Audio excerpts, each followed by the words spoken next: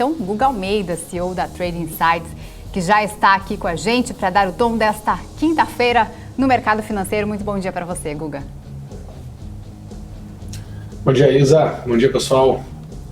Vamos lá, vamos passar o tom do mercado aqui no dia de hoje. Estão me ouvindo bem? Sim, tá perfeito. A gente viu aí, a gente estava falando inclusive com o Morelli, né? Os índices futuros dos Estados Unidos já estão subindo, a Europa acabou perdendo força um pouco, tem a questão aí do simpósio do Jackson Hole que começa hoje, né? Com fala de Powell amanhã.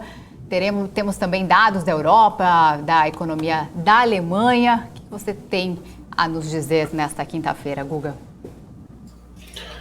Bom, o que eu estou percebendo dos mercados? Tá? A gente continua naquela inércia positiva que a gente vem vendo desde a metade ali de julho. Tá? O mercado vem subindo e vem se mantendo com um tom mais positivo.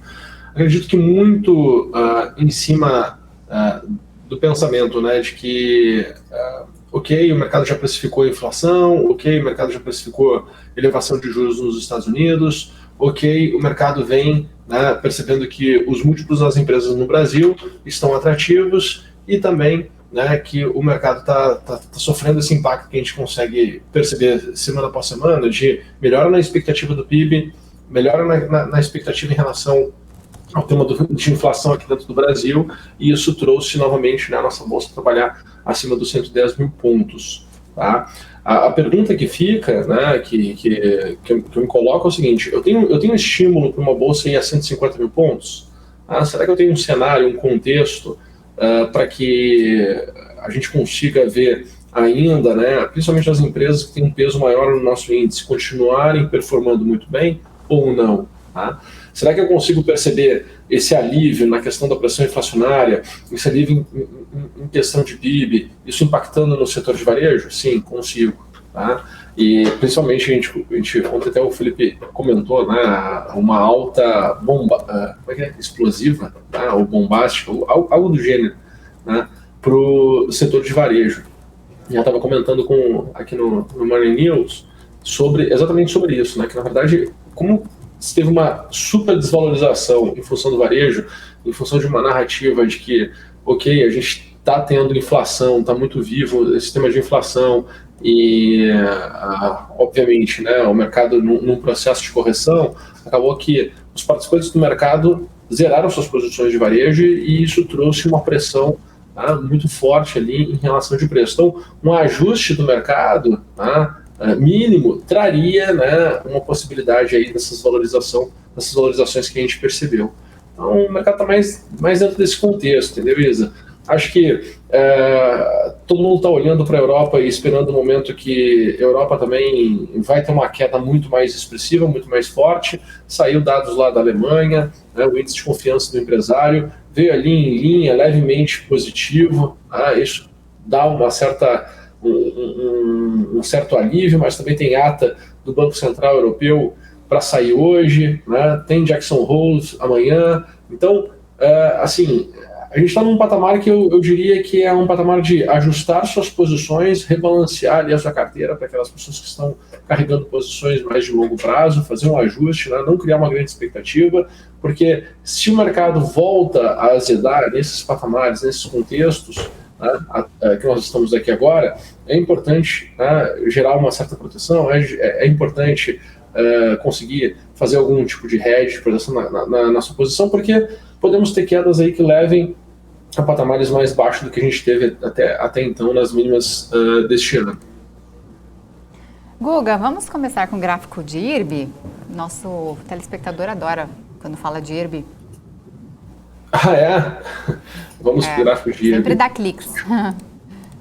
Sempre dá cliques. Que outros ativos do pessoal quer saber também, além de IRB? IRB, Petro, positivo, o pessoal sempre pergunta, mas IRB, principalmente agora que caiu. Então vamos começar com IRB. Legal.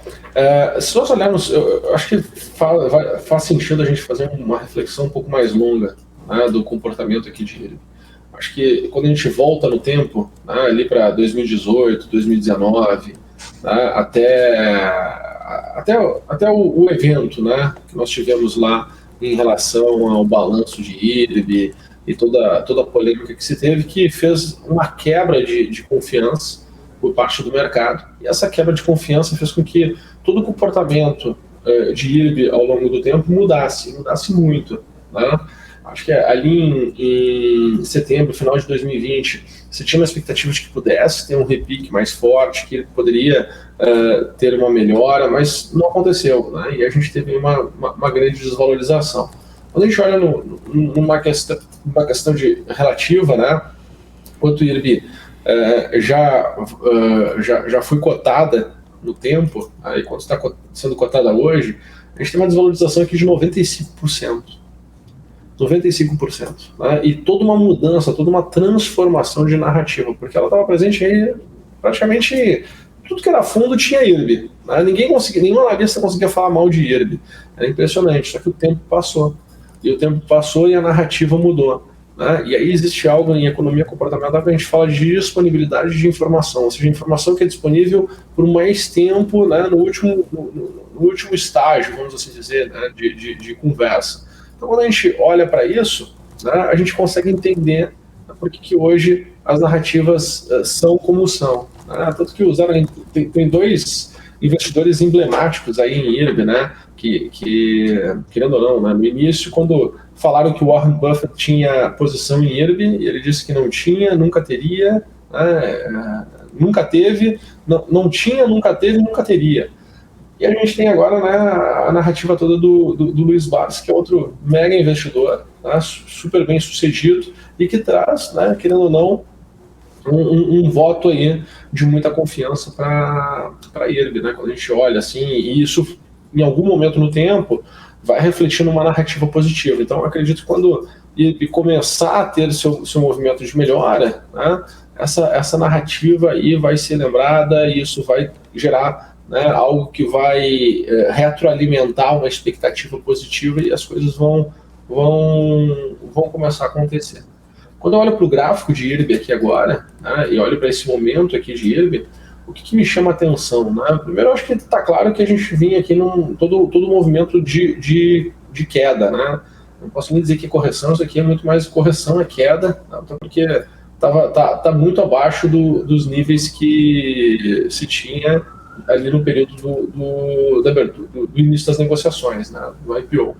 Então, quando a gente olha para esses últimos movimentos, o que me chama a atenção? Né? Depois de toda essa queda, depois de toda essa correção, a gente percebe aqui um movimento que aconteceu em duas etapas. A gente tem aqui duas etapas de queda que tem a mesma amplitude. Né? Esses dois movimentos aqui têm a mesma amplitude. A gente está nesse patamar de preço aqui, onde se repete, né, essa movimentação.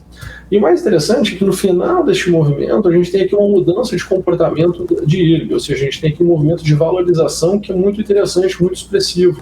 A gente tem aqui uma valorização de 32% em 13 pregões, né? 12, 13 pregões. A gente tem uma valorização aqui de 32%, que muda, de certa forma, né? O apetite aqui mostra que teve uma mudança aqui no apetite dos investidores nesse período de tempo. Parece que teve um exagero aqui do comportamento. Tá? Então, o que nós podemos esperar aqui de IRB quando o IRB começar a melhorar, quando começar a ter um movimento mais positivo? O que nós podemos esperar aqui de movimentação? Olha, eu acredito que pelo menos o cenário menor, assim, o repique menor de IRB, né, é para voltar para R$ 2,90. Eu acho que esse aqui é o menor dos menores movimentos que nós poderíamos ter. Se isso acontecer, nós estamos falando aqui de uma alta em torno de 44%. Olha que interessante, 44%, mas não vai ter feito nem cosquinha no que, se a gente for olhar para trás, no que já teve ao longo do tempo. Tá? Então, esse é o primeiro nível que eu consigo enxergar. E o melhor dos mundos seria voltar aqui para a região de 5,30, que é nada menos do que voltar para a região de um ano atrás, tá? Que era outubro de 21. Então, o que eu consigo enxergar para IRB é esse cenário, esse movimento. Já o pior cenário de todos, né, que eu consigo enxergar para IRB, continuando aqui essa movimentação de baixa e tudo mais, né, o pior cenário que eu conseguiria enxergar assim, para IRB seria ir para a região de 1,55, tá, esse patamar de preço. Tá, né. Acho que entre 1,80 e 1,55 seria ali, se por um acaso for a esse patamar, né, porque ela nunca foi para esse patamar de preço, se por um acaso for para esse patamar de preço, vai ser incrível, vai ser perfeito, né, para se tomar posição. Eu acho que faz sentido, sim, tecnicamente. O nível de preço que nós estamos é um nível de preço muito interessante. Não tem gatilhos operacionais, né? Não tem aqui algum indicador que me ajude a eliminar o meu viés, né? Principalmente o viés ali que a gente começa a ter, né? De efeito posse, aversão à perda e tudo mais. Se você coloca um indicador técnico para poder acompanhar uma determinada tendência que venha a entrar em IRB, te ajuda muito a eliminar os seus viéses comportamentais. Então pode ser um indicador como um high-low, né, que mede ali a média das máximas com as médias das mínimas, pode ser até mesmo um cruzamento de médias móveis, tá?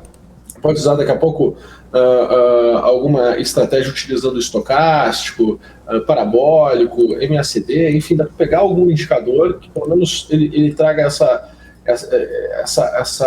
que traga, né, essa função de eliminar os seus viéses comportamentais, e aí dá para seguir olhando, né, para esses dois alvos, o alvo de R$ 2,90 e depois o alvo de R$ 5,30.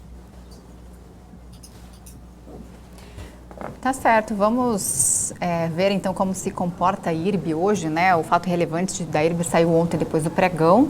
Vamos ver então como serão as ações da IRB.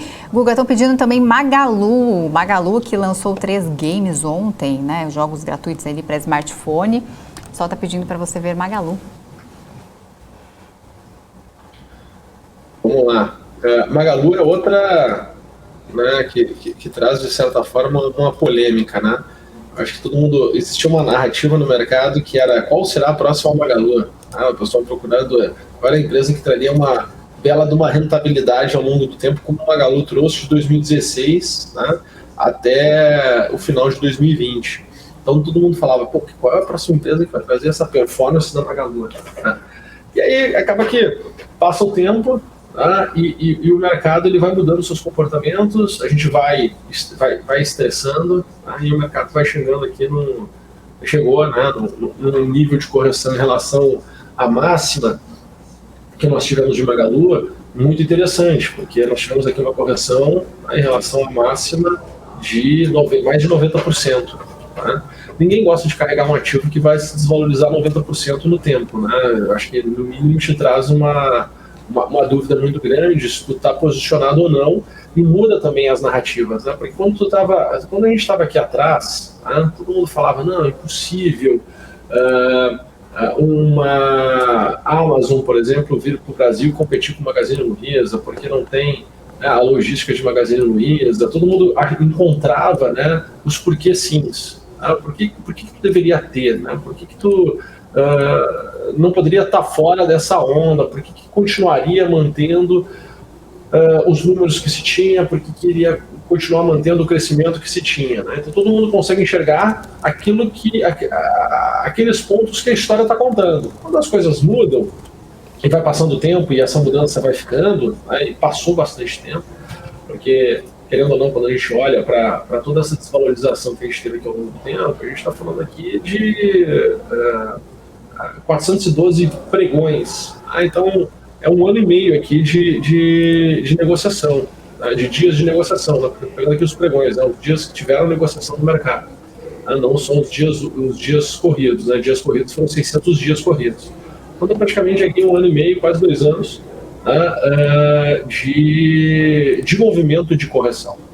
E isso muda, né? Muda a narrativa, muda o ânimo, muda o temperamento do mercado, muda a opinião do investidor em relação à empresa, né? Aquele sentimento de como é que eu posso dizer? De que foi enganado, de que foi traído. Então isso gera um impacto aí na cabeça do investidor muito diferente. Tá? E aí vem aquela magia do mercado, né, que é a valorização relativa. Tá? Quando a gente pega toda essa movimentação aqui de Magazine Luiza, de alta, tá? É surpreendente aqui, não o fato de ter melhorado, tá? Mas o percentual que isso reflete para quem tomou uma boa posição. Tá? Então, por exemplo, quem tomou posição ali no início de agosto, não estou nem pegando as mínimas, no início de agosto até agora, está tendo uma valorização aqui de 75%. Pô, 75% é coisa pra caramba, né? Não é pouca coisa, é muita coisa, né? E de fato aqui vem junto com toda uma melhora de expectativa de PIB, uma melhora em relação à expectativa de inflação, né, que a gente consegue acompanhar pelo relatório Focus, né, que sai todas as segundas-feiras, de manhã. Então não é algo que tu precisa estar mega acompanhando, mega olhando o mercado. Não, é um pouquinho de sentimento e tirar um pouquinho do que tu gosta ou não gosta, né, e tentar olhar o que pode se beneficiar com um determinado cenário ou com outro determinado cenário. E aí com esse cenário de melhor em relação ao PIB, melhor em relação à inflação, né, e o nível que já tinha se deteriorado o preço dos ativos, era de certa forma, tranquilo ter um respiro, só que esse respiro seria muito, assim, na avaliação percentual relativa, né, ia ser muito interessante, muito forte. E é o que de fato está acontecendo. E aí o que dá para nós esperarmos, né, de continuidade aqui nesse movimento de Magazine Luiza, né? O que nós podemos olhar assim, para onde o mercado pode continuar se movimentando? Acho que tem espaço para ir até R$ 6,50. Tá? Então, eu acredito que tem aqui um espaço para continuar essa inércia positiva de alta, né, até R$ 6,50. Acho que não é de se surpreender. Tá? Vamos perguntar, puxa, Google, mas não começa a se ter mais risco em tomar posição aqui agora? Sim, né? Porque a simetria ela começa a ficar de 1 para 1. Por quê? Tem aqui 40% de potencial para subir, mas quando a gente olha para a queda, né, olhando aqui para os últimos movimentos que nós tivemos de intensidade de queda, né, e no processo da venda, se a gente for olhar aqui nesse nível de preço, a última movimentação de baixa foi essa aqui, né, que está marcada aqui nesse quadrado. Se eu for projetar, né, um movimento aqui de baixa, eu estou falando aqui de um potencial de desvalorização em torno de 50%. Então tem aqui 40% para cima, 50% para baixo. Então acaba que a simetria chega a estar negativa, né? Está levemente negativa. Então, mesmo que tu tenha um percentual alto para ir para cima agora, nesse patamar de preço, o teu relativo, né, do movimento ele não é tão interessante, não é tão vamos assim dizer, positivo, né? Tu não consegue ter uma relação de risco do ganho aqui positiva, mesmo que tu tenha aqui um movimento para cima. Aí o que tem que fazer, né, para poder trazer esse jogo mais a teu favor? Tem que ter uma estratégia técnica, né? Tem que ter um stop bem definido, tem que ter um stop técnico aqui muito bem definido, né? Para que tu não tenha aqui uma desvalorização no preço que impacte de uma forma muito grande na sua carteira, né? Então tem que olhar, tem que ter uma posição aqui e uma estratégia técnica que consiga te ajudar a proteger, né, e trazer essa relação de risco-retorno, essa simetria mais a teu favor, mas também tem que ter também uma percepção de qual é o tamanho da posição que tu vai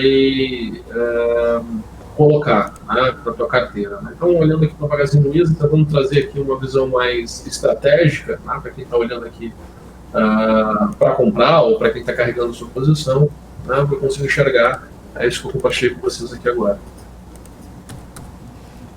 Guga, só para a gente terminar de atender aqui nossos telespectadores, tem bastante gente que estava perguntando de Amer3, por conta aí dessa troca de presidente, né? Teve uma forte alta no início da semana.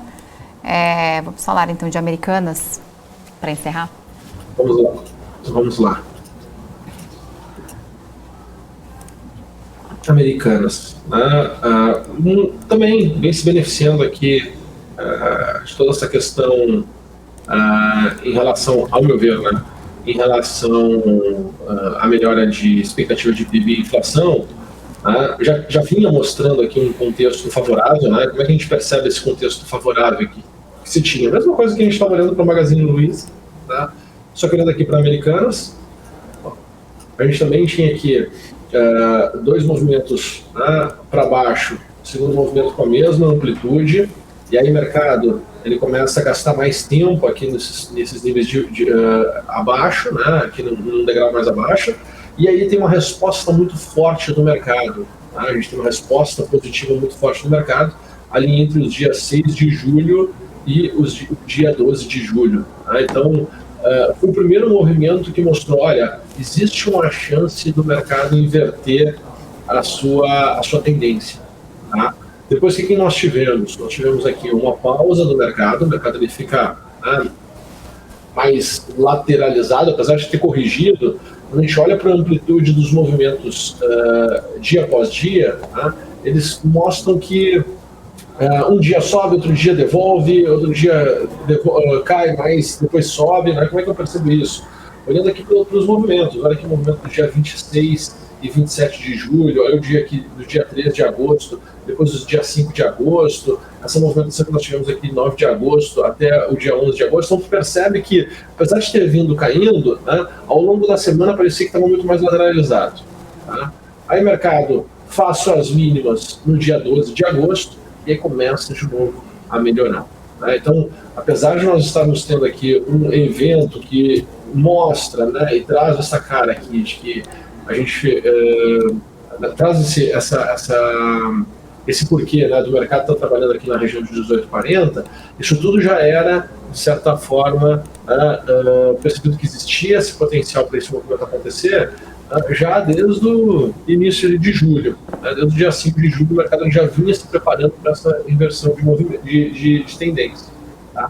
E agora, havendo uma continuidade nesse movimento, que consigo enxergar, né? Poxa, a gente já chegou no primeiro nível, que era o nível aqui de R$20, tá? A gente já chegou nesse primeiro nível aqui, que era de R$20. Esse nível está conectado aqui com o fato do mercado ali no dia 12 de julho ter chegado, né, aqui em 17,25, tá?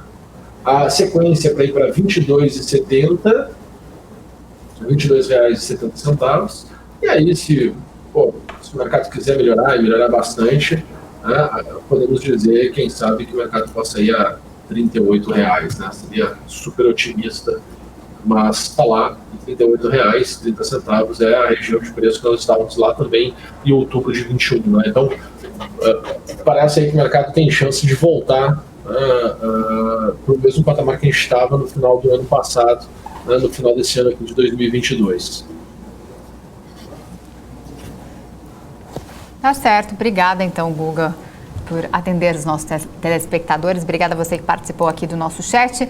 Guga Almeida, então, todos os dias aqui dando o tom do mercado no nosso Morning News. Obrigada. Bom dia para você, Guga. Bom dia, Isa. Bom dia, pessoal. Até amanhã. Tchau, tchau. Até mais.